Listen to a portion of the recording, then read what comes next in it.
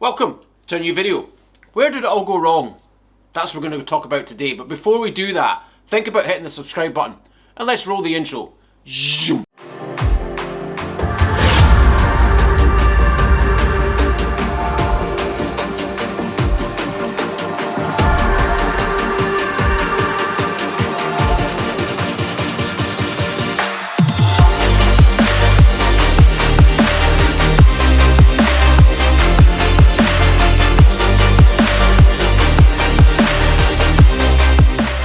So, today we're talking about what went wrong.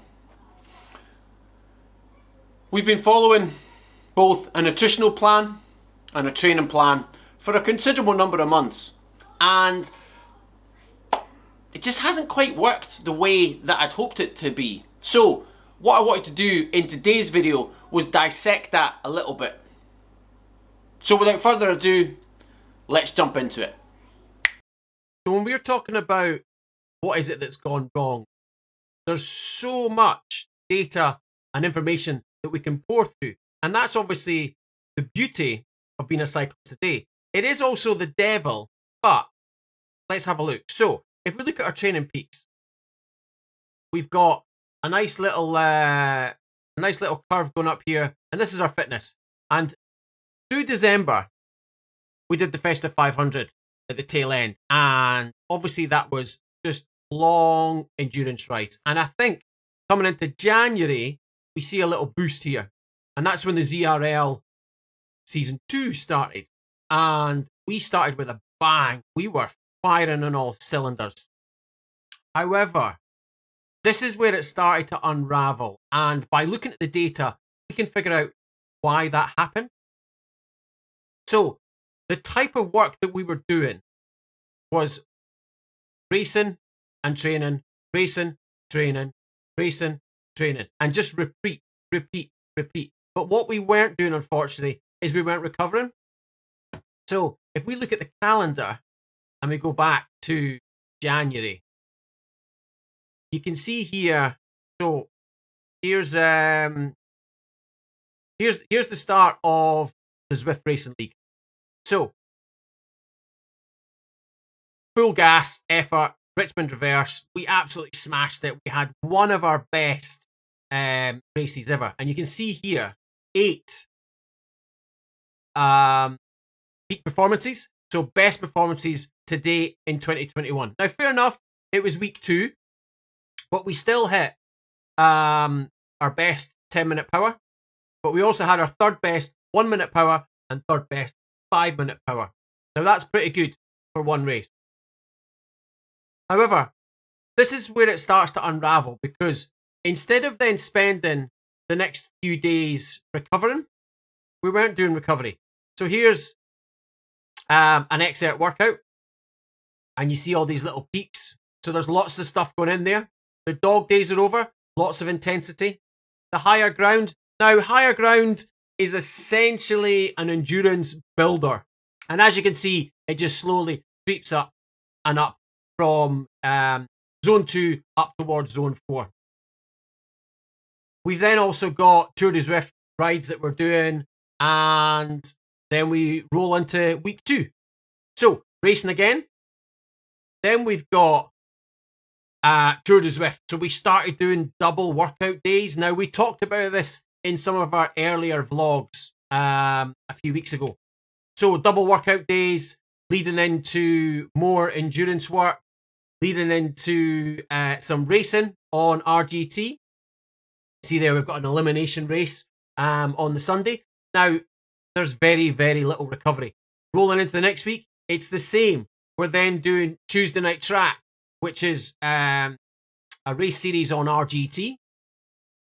We've already featured that actually in an earlier video, so link up here if you've not watched it. We've then got Friday Night Crits, which is our own race series that we started organising on RGT. But again, you can see there's not a lot of recovery rides. It's just rinse and repeat, and there's lots of double workout days. So overall, we're still managing to maintain our training load, obviously, and we're managing to maintain our CTL. However, it's starting to have an impact on the body. That in conjunction with our food intake. Now, as I said before, we're working with a nutritionist. We are trying to maximize our dietary intake in order to get the best effort we can in our workouts. But at the same time, we're also trying to shed some pounds, shed some kilos, because we all know the lighter we can become whilst maintaining power, the better it is for us as a cyclist. So if we look at some of my dietary intake, now this is going back into January. Now, look here, this is not intentional. This is just the way it worked out. That's my calories for the end of the week there. 3841 negative. Now that's not good. Hold on, let me just set something up here. Capture cursor. There we go. That's better. So now you can see what we're talking about. So minus 3841 for the week. We roll into the next week. We've got minus 4,000. This is us going into February. Okay. We've also had a minus 3,400 a couple of weeks beforehand. A minus 4,500 a week before that. So you can see week on week, we've got a huge deficit in calories. Now, at the end of the day, what we're working on with our nutritionist is our target already has us in a deficit. So adding an extra large deficit on top of that, of course, will invariably have an impact on the body. You can see the weight was coming down. It's going back up a little bit and it's coming down. And this is the body essentially fighting back because we're putting it under massive strain. We're really restricting our calories. Now, it wasn't intentional to restrict these calories, but that's how it played out. If we look at Garmin Connect, now take these readings with a pinch of salt because do these Garmin algorithms work? I'm not sure. However, if we look here, we're being productive in January, start of January. This is when the ZRL starts and we go to overreaching because we're doing the ZRL, we're doing workouts, we're doing double workout days. We're not giving ourselves any time to rest and recover. And on top of that, we're restricting our calories. So we're overreaching, which then takes us into being unproductive. We roll forward another week and you can see unproductive, a little bit of maintaining, then we're being productive. And then it just starts to go up and down, and then a big block of being unproductive in February. We go back to our training peaks, and this is when you can see here in the middle of February, there starts to be a little dip. And this is when I stepped back from doing the ZRL because I was just knackered. If we go back in the calendar, we can see we've got the ZRL race 4. And then that's it. We raced here. And then we stopped. We didn't do the last 6 races because we were knackered. Now, we still didn't really do anything about it. We stopped the ZRL, but we started doing other stuff instead. So we're still training here. We're doing fondos. We're doing double workout days. We're doing the Tour de Zwift. We're doing some racing on RGT. There's still no real rest and recovery. Like here is rest days, but we're still cycling. We're missing workouts. We are doing stuff that we're not even meant to be doing. And then we've got other stuff that's happening. Friday night crits. We're then into racing in the Tour series. Now the Tour series we'll talk about in a separate video because this is when it starts to click. But we'll talk about that later. Today, it's talking more about where it all went wrong. So we've got double workout days, we've got racing, we've got training, we've got very, very little recovery.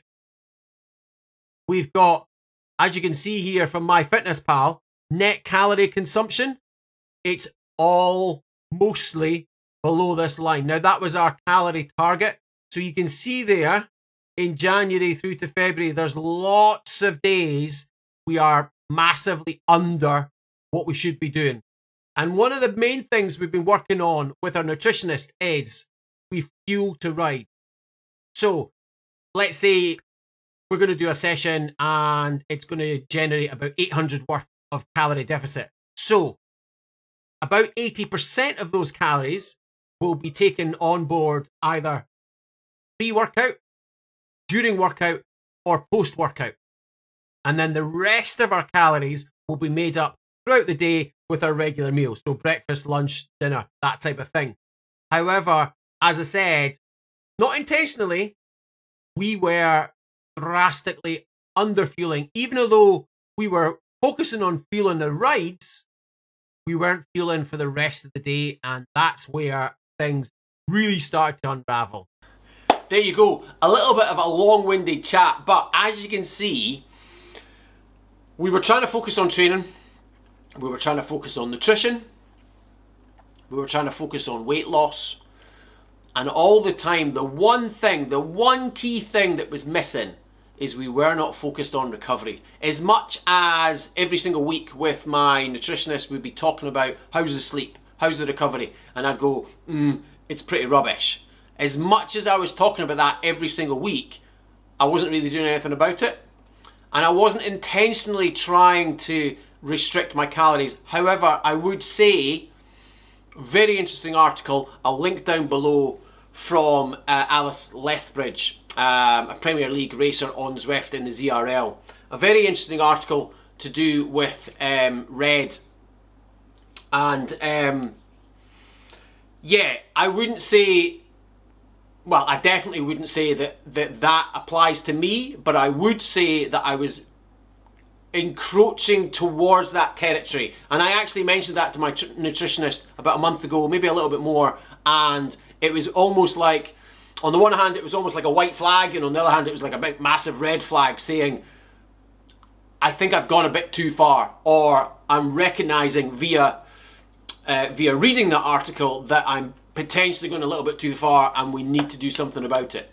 So from there on in, we've flipped the focus on its head, and my main focus every single day is to make sure that I am eating every single calorie that I'm meant to. So I have a base target, and then I obviously have expenditure on top of that target. So that takes up my total, and then what I need to do is bring that total right back down to zero every single day.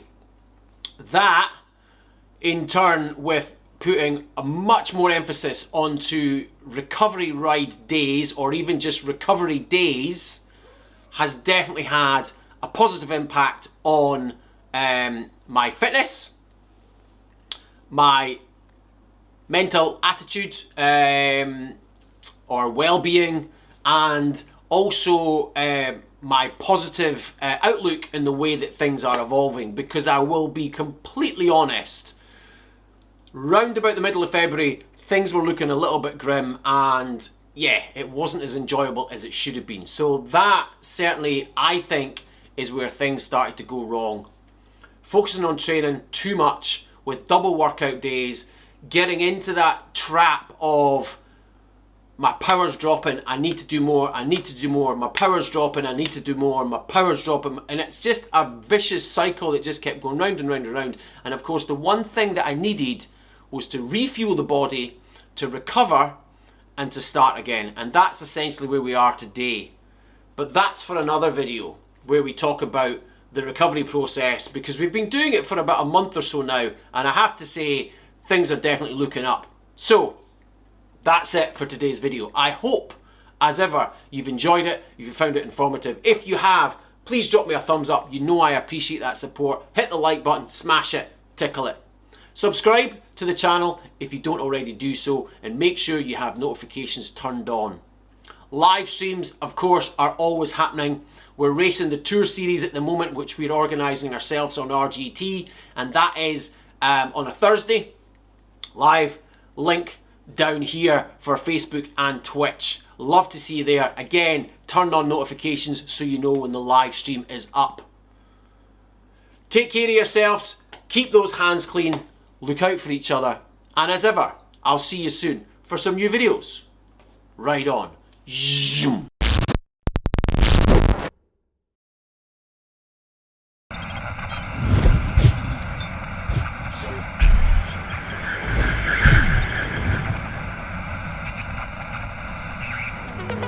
just wanna